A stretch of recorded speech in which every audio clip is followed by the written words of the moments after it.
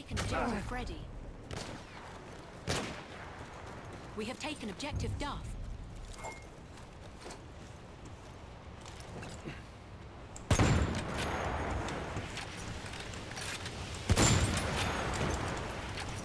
Ну, жесть-то, а.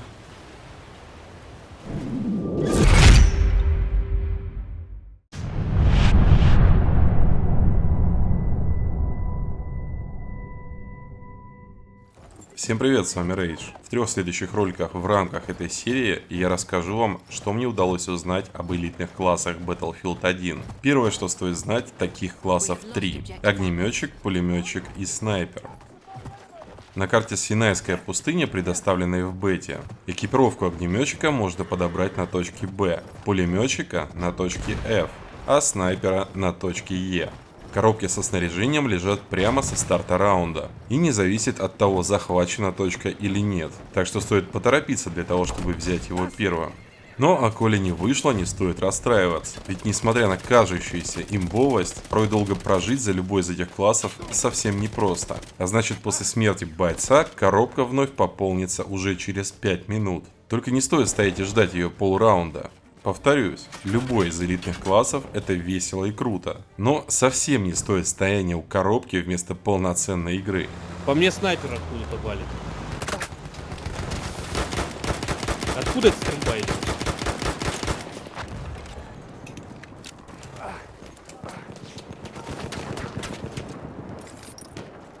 Блин, не докинул. Приходите тогда, когда будете уверены, что сможете взять снаряжение почти сразу и почти наверняка. Да и раунды, как правило, не длятся очень долго. Вероятно, у вас появится шанс сделать это в следующий раз. А вот то, что подобрать элитную экипировку с убитого не получится, жаль. Это было бы классной наградой для героя. Ну что, в этом выпуске начнем со снайпера. Сам по себе снайпер является обычным пехотинцем и не обладает повышенной живучестью. Его сила в мощной винтовке, которая всегда убивает с первого выстрела любого пехотинца или джип со всем экипажем. Причем с любой дистанции. И что самое интересное, с одного выстрела уничтожаются другие элитные классы. А это значит, что вы можете с одного попадания убить элитного пулеметчика или огнеметчика. А это уже не только круто, но и значимо для команды. Подобрав экипировку элитного снайпера, вы получаете 20 выстрелов, которые вы можете с умом потратить, нанеся урон различной технике. Вот теперь лайт-танк с дальней дистанции. Посмотрим, есть урон, разница в уроне, зависящая от дистанции. 12. Ну давай теперь ближе.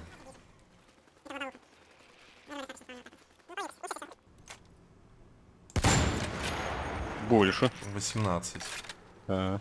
Под прямым углом и с малой дистанции урон будет максимальным. А вот сбить гусеницу танку с этой винтовки нельзя. Гусеницу. 25. Сзади. 15. Далее приведены наиболее часто встречающиеся цифры урона. По бронированным автомобилям урон составляет от 30 до 50 единиц. По артиллерии или передвижной зенитной установке от 15 до 30. По легким танкам от 10 до 25. По средним танкам от 8 до 20. По тяжелым танкам от 7 до 17. Лошадь на любой дистанции будет убита с 2 попаданий. Попробуем убить коня. Прям в голову ему выстрелим. 25 осталось. Осталось 25, то есть коня можно с 2 выстрелов. 75. Что касается урона по самолетам, то он составляет от 10 до 25 по легким самолетам, от 8 до 20 по средним и от 7 до 17 по тяжелым бомбардировщикам. Прямо как у танков. Однако в Battlefield 1 реализована система повреждений элементов самолета. Так, например, с одного попадания в двигатель, этот самый двигатель получит критические повреждения. 21. Engine Damage написала.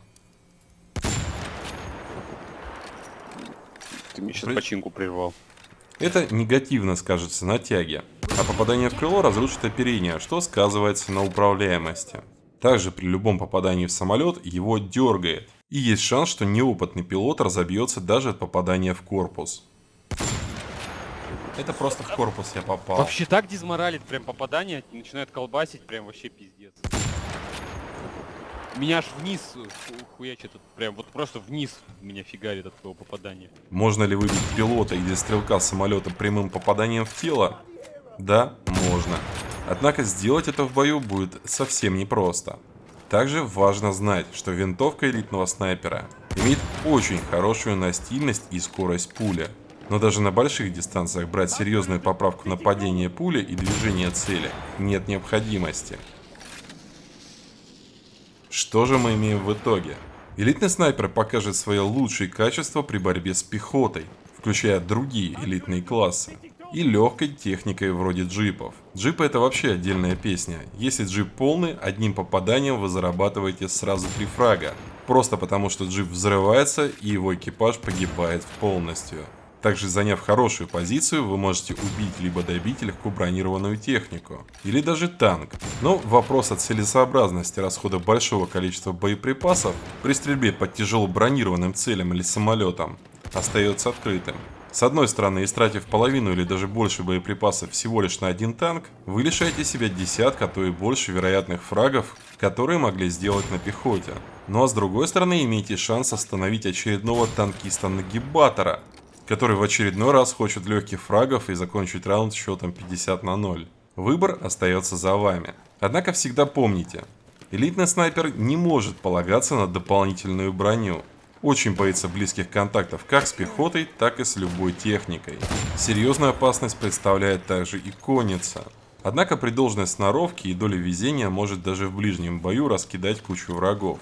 Так что тактика взять элитного снайпера и с дрожащими руками и подгибающимися коленями ускакать к себе на базу, чтобы с нее через всю карту пытаться кого-то попасть, не лучшая идея. И DICE не случайно на столь мощное оружие не стали вешать оптику. Кроме того, они довольно сильно ограничили количество патронов. Так что будьте аккуратны, но и бесполезно кемперить тоже не стоит.